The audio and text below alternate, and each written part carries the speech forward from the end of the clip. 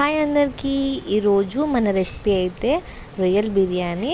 First అయితే ఉప్పు, కొంచెం కారం, గరం మసాలా, పసుపు వేసి మంచిగా మిక్స్ చేసుకొని పక్కకు పెట్టుకోవాలి. మంచిగా మ్యారినేట్ కావాలి.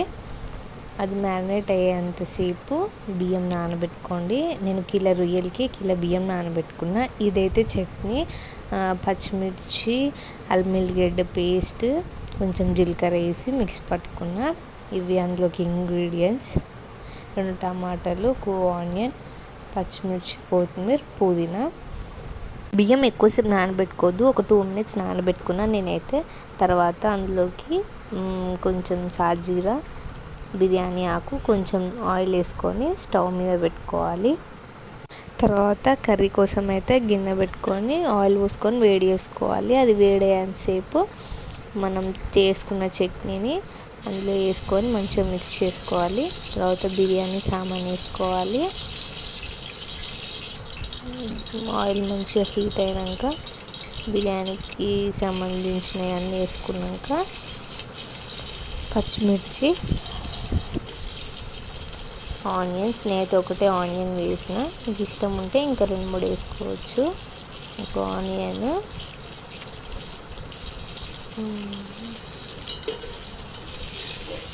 మంచిగా కలుపుకోవాలి.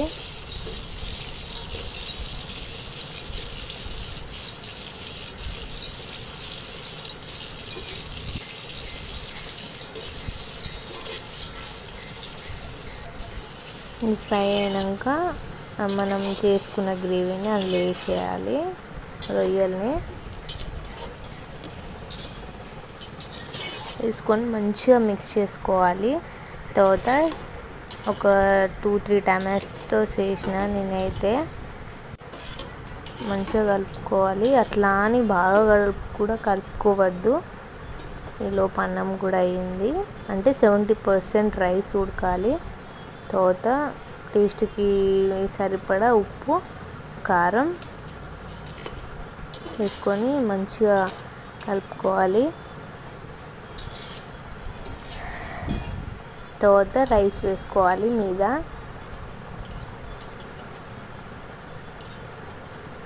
రైస్ 70% అట్లా ఉడికితే చాలు. తర్వాత కొత్తిమీర, పుదీనా వేసుకొని కలర్ మీకు ఇష్టం ఉంటే వేసుకోండి, లేకపోతే లేదు. తర్వాత ప్లేట్ పెట్టేసి దాని మీద ఏదైనా బరువు పెట్టాలి. నేనైతే పెద్ద గిన్నెలో వాటర్ పెట్టుకున్నా. ఒక 25-30 మినిట్స్ వరకు చిన్న ఫ్లేమ్లోనే పెట్టుకోవాలి. తర్వాత మన బిర్యానీ రెడీ. ఆవిరికి కెమెరా క్లోజ్ అయిపోయింది.